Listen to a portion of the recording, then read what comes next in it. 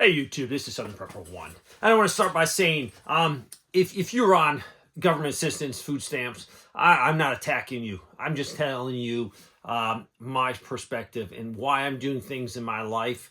And I guess it goes back to my parents, how they raised me.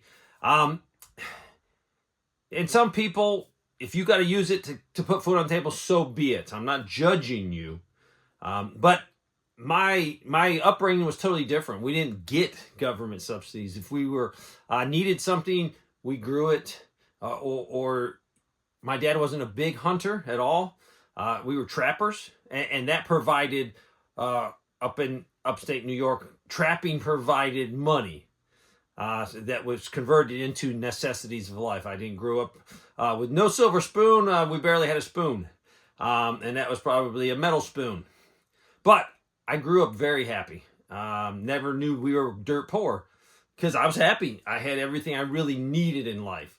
So when I see people using food stamps wrongfully, abusing the system, it does make me upset because I've worked hard all my life. But so I'm trying to instill into my children, Nathan especially, because he's here with me. He's a grown man. He's got his own kids, and I have 3 grandkids that live right next to me.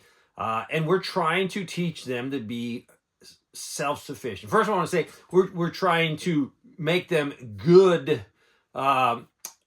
Christians, basically, and they have. The 2 boys have accepted Jesus Christ as their personal Savior. So that's number 1 goal, my whole purpose in life. Make sure they're saved, make sure they're going to spend eternity in heaven and have that assurance. So that out of the way. Next is we want to make them great citizens. We want to make them where they don't rely on the government. Because I'll tell you what, if the government can give you something, the government can take it back at any time. And people get used to it, or they rely on it. And then the government has you. If they're feeding you, you have no other way to feed yourself because you've relied on it and it's generations of people that are on welfare, on food stamps. I want them to be self-sufficient. When I grew up, I worked in the garden, not one garden, there was multiple gardens. I remember being little, and the 3 kids were each assigned a long row. Now, these weren't little rows. I remember, maybe as a kid, they weren't as big as they looked, but I remember, I don't even see the end of that row, and you had to weed the whole row. And then they gave you another row to weed. Hard work, and I've worked hard all my life. Multiple jobs. If you needed more money, I didn't look at the government. I said, well, let me see what I can do as a side hustle, cutting grass, doing this, doing that, to make money to provide. What we're doing with the kids, we're trying to make them so they don't have to use food stamps. If they do, they need it. Yes, so be it. We're giving them a work ethic. So, hey, hard work pays off, and it's paid off with me. Finally, in my life, I don't have to fret about, hey, I got a car bill of $600 to fix the tire or something. I've worked hard. I've got an emergency fund. I can handle that. We want the kids to be able to feed themselves. And it started out, basically, you better start out with chickens, having eggs, so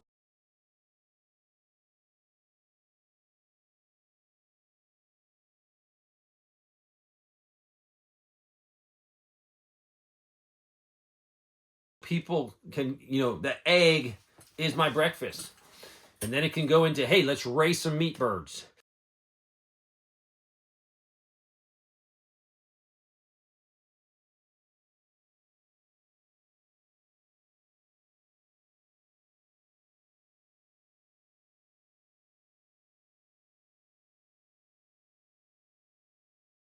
The kids from the earliest age knew, hey, that is food.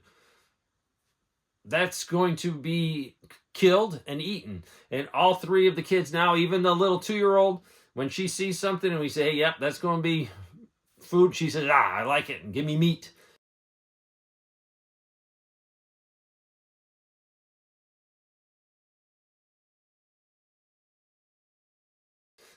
So she's accustomed to it. A lot of people, even adults, if they saw me dispatch a cow, dispatch a deer, dispatch whatever, kill it, and then harvest it for food. The boys both have gotten deer.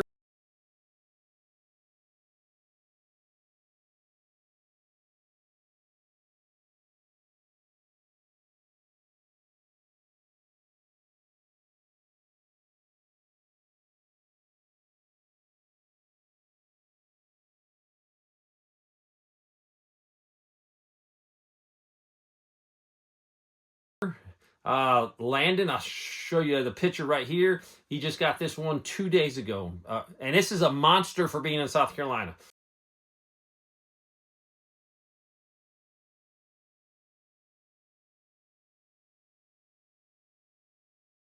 If you're out in Montana or up in upstate New York, that's just, hey, that's just a deer. But here in South Carolina, we don't grow them as big as elsewhere. This was a big deer. They have no qualms about shooting deer. They know that's food. They do it respectfully. I can tell you the 4 deer they've taken in the last couple of years, both of them just bam, they dropped them. A couple of them dropped where they were, didn't even move, just boom, because of proper placement. And that's what it's about, a safe, humane dispatch of an animal. And that's our food. A lot of people are going to say, oh, how can you kill that deer? Same person that would run to McDonald's and grab a hamburger. Yes, same person. So we're teaching them. They're around us when we slaughter it. Sometimes when they were early age, they didn't see us dispatch the chicken, chop its head off. We didn't show them that. We waited till that was done. Then we took them outside. And that was just to, not emotionally scare them. And it's worked great. They have no qualms with that. We did a cow a couple of years ago, one of our cows, a whole cow.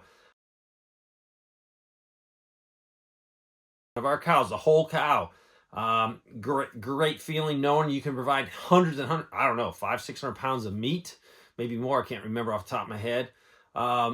Now we are processing everything in-house, so we don't have to take it anywhere. The reason I don't want to take it is 2 reasons. First, they charge a lot of money.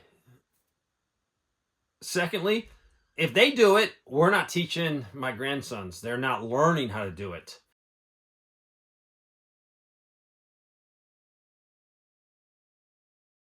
And probably number 3, which is very important, I guess, too, is I've been into some of these deer processing places, these small ones, and I don't like their cleanliness. I don't like the hygiene that they show. I'm like, ugh, I would never eat food out of this place, but they pass the inspections. So I'm very, very particular. I want it very sanitized, and done properly, like germophobic. So that's another reason to do it in-house. So we've done pigs.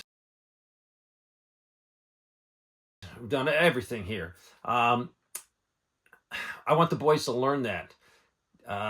Gabe has not totally field dressed a deer yet.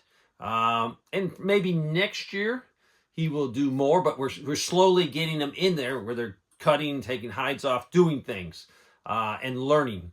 Sometimes it's just so hard. You physically need more strength. You need more strength in your hands. You're dealing with very sharp knives. So we limit them what they can do, but they're learning. The point is to get them to be able to process any animal out there by themselves. So if they're in the woods, they could take care of themselves, especially with fishing. They are addicted to fishing. The boys are.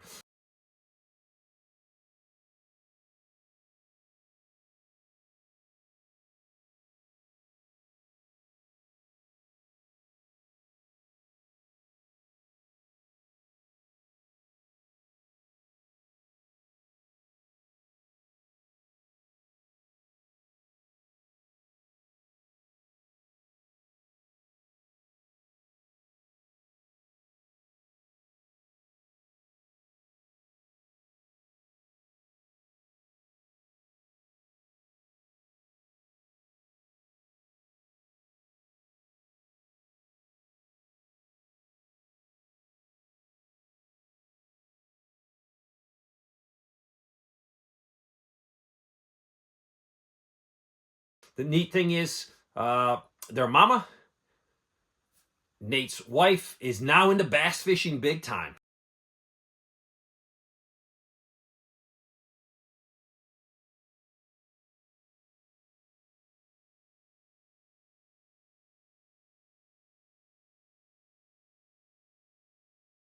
So I love it. They all love fishing. Even Emma loves fishing.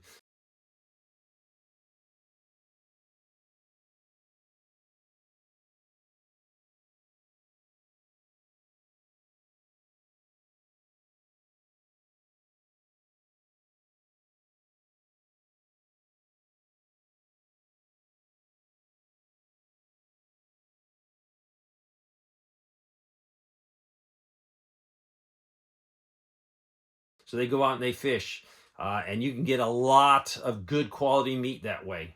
But the boys need to know how to process all that stuff, get it frozen, get it canned, and that's what we're working on. I don't want them to be on food stamps. I don't want them to rely on the government at all.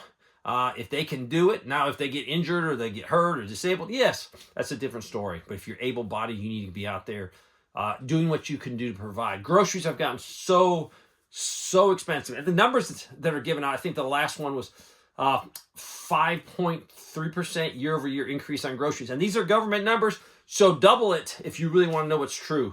And certain parts of the country, I think Pennsylvania is over 8.2%. Maryland's like 7%. There's other places that are a lot higher. Also, if you live in a rural area, I think rural area year-over-year increase in groceries is 7.6%. And these are government numbers. Don't trust them. It's a lot higher than that, I guarantee you. So, with the cost of groceries going up, and really what it's the U.S. Federal Reserve is going down, it's just taking more of those pieces of paper to buy something practical. So, yes, USDA probably tomorrow, or the food stamps tomorrow. Nobody's going to get them. In certain states, people get them at certain times during the month. So we'll see what happens. But getting my boys ready now, my grandboys ready now for that future event for them. You might be saying, Dave, I'm losing my food stamps. I don't know how to hunt. I don't know how to fish. That's something you should work on.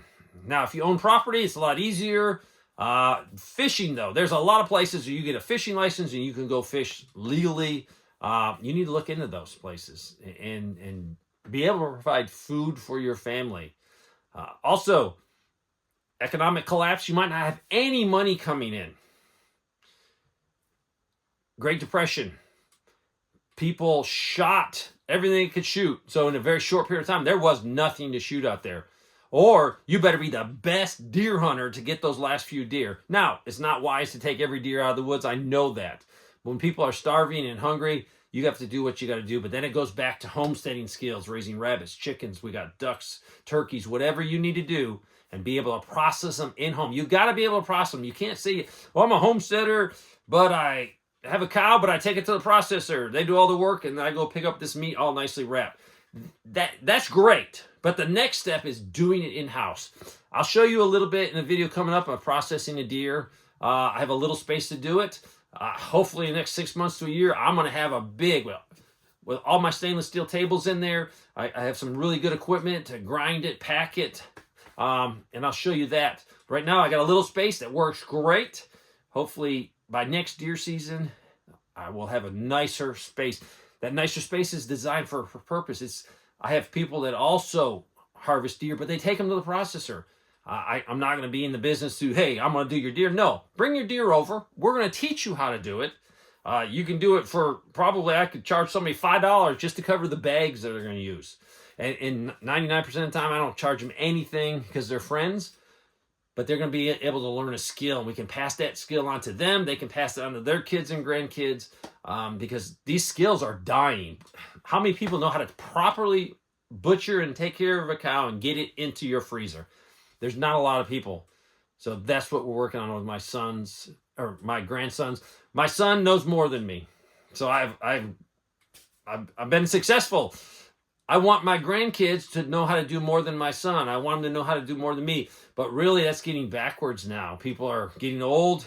Machinists, engineers, they're dying. And all those things that they have up here is dying with them. So,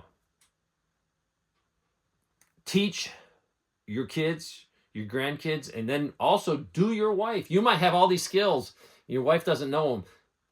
Nicely try to teach her. She might say, I don't want to learn how to do that. And my wife does not want to learn how to skin a deer. She does not. No way. But my wife can take meat and cook it and make really good things out of it. And that's another skill that the kids, grandkids, mama is teaching them. Their grandmother is teaching them. Just, hey, this is how you cook. This is how you cook with, not just put it in a microwave and heat it up for 5 minutes to have an instant meal. Hey, this is how you cook. This is how you make bread. You cook from scratch. So take responsibility for your life. A lot of people are crying and moaning. I feel bad for them, but hey, your decisions in life over many, many years have put you here. And right now, you can't go back and cry about your bad decisions in life, but start right now and say, hey, I want to become more self-sufficient. I want to learn skills and better myself. Thanks for watching.